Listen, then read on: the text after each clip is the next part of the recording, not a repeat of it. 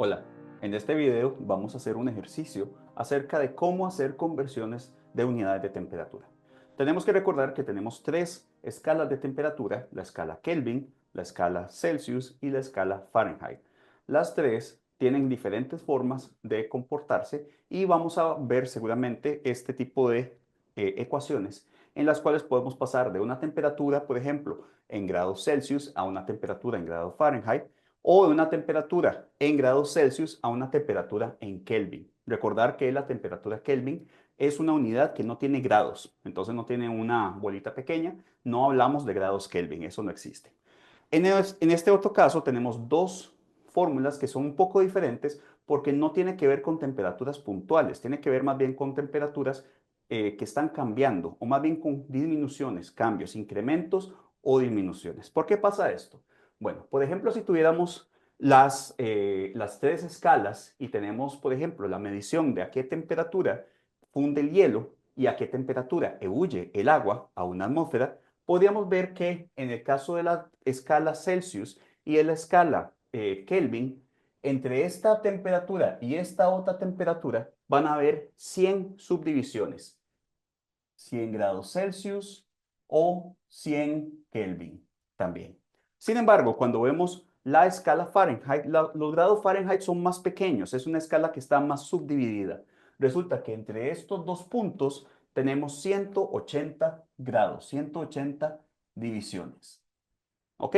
Entonces, una temperatura de 1 grado Celsius que esté aumentando va a convertirse en un incremento de 1,8 grados Fahrenheit. Por eso es que estos 180 grados Fahrenheit entre los 100 Kelvin o los 100 grados Celsius nos da este factor de 1,8 que vemos bastante frecuentemente en estas fórmulas. ¿Ok?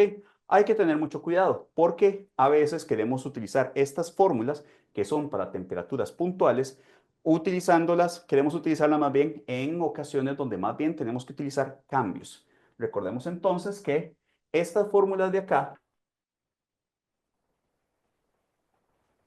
vamos a utilizarlas para temperaturas puntuales. Por ejemplo, ¿en qué temperatura o cuál es la temperatura, perdón, en este momento en el ambiente? O si yo veo un horno, ¿verdad?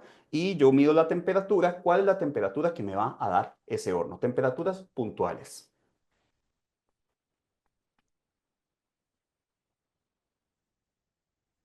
Por el contrario, si tenemos más bien temperaturas que están cambiando, si tenemos un delta T, vamos a utilizar esta fórmula de acá. Vamos a utilizarlas para incrementos o cambios en la temperatura.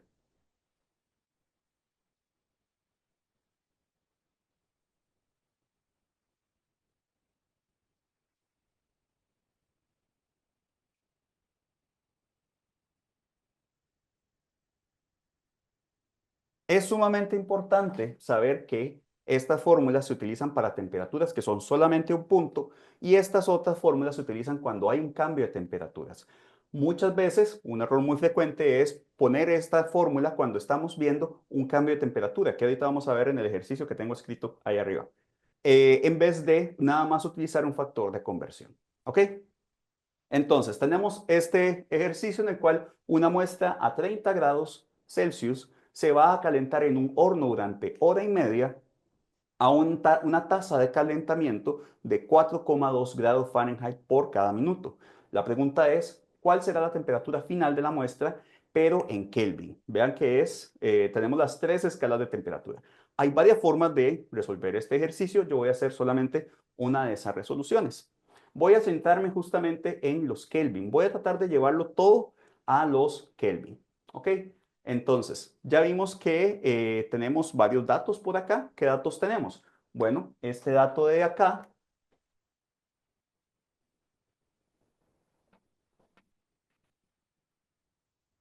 ese dato de ahí es nuestra temperatura inicial.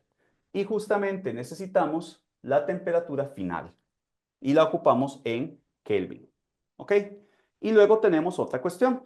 Tenemos otra pieza de información que es hora y media. Hora y media entonces corresponde a 90 minutos. Durante 90 minutos la pieza, o la muestra, perdón, se calentó aumentándole 4,2 grados Fahrenheit por cada minuto de esos 90 que pasaron. Así que bueno, ¿qué podemos hacer? Vamos a empezar primero con la temperatura inicial. La temperatura inicial la vamos a convertir entonces en una temperatura en Kelvin.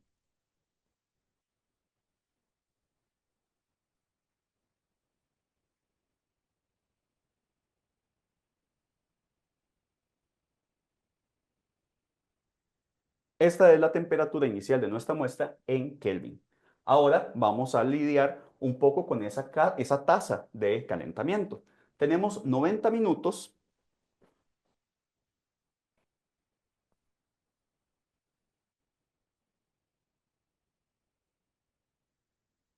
Tenemos 90 minutos en los cuales fue calentado a 4,2 grados Fahrenheit. Esto nos da en total 378 grados Fahrenheit. Importante, este 378 no es la temperatura final de la muestra. No es que la temperatura ya llegó a 378 grados Fahrenheit y ahí se detiene.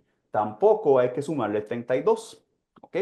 Esto simplemente es que durante esos 90 minutos fue aumentando y aumentando la temperatura. O sea, cuando yo tomo la temperatura final menos la inicial, perdón, la final, sí, la final menos la inicial en grados Fahrenheit me va a dar 378 grados Fahrenheit. ¿Ok? A eso se refiere ese número. Como vemos, cada vez que la escala de Celsius da un paso o sube un grado, la escala de Fahrenheit tiene que dar 1,8 pasos o subir 1,8 grados. Por lo tanto, tenemos que devolvernos. La escala Fahrenheit aumentó 378 grados Fahrenheit. ¿Cuánto será ese incremento en grados Celsius o más bien en Kelvin, que es lo que nos interesa? Podemos ver aquí que si la temperatura o el cambio de temperatura en grados Fahrenheit es 1,8 veces el cambio de temperatura en Celsius y este cambio de temperatura en Celsius es igual que el cambio de temperatura en Kelvin, podríamos decir entonces que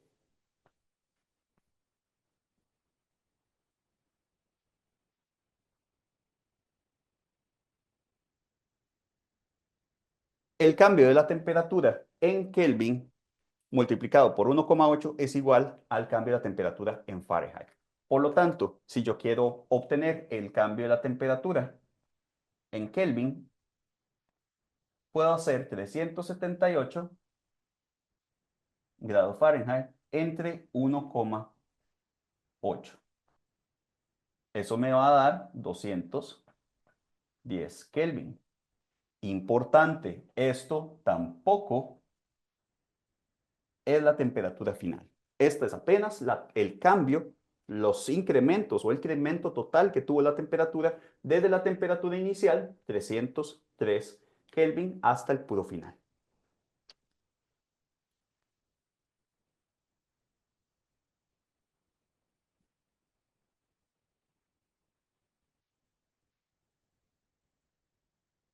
¿Cuál será la temperatura final en Kelvin?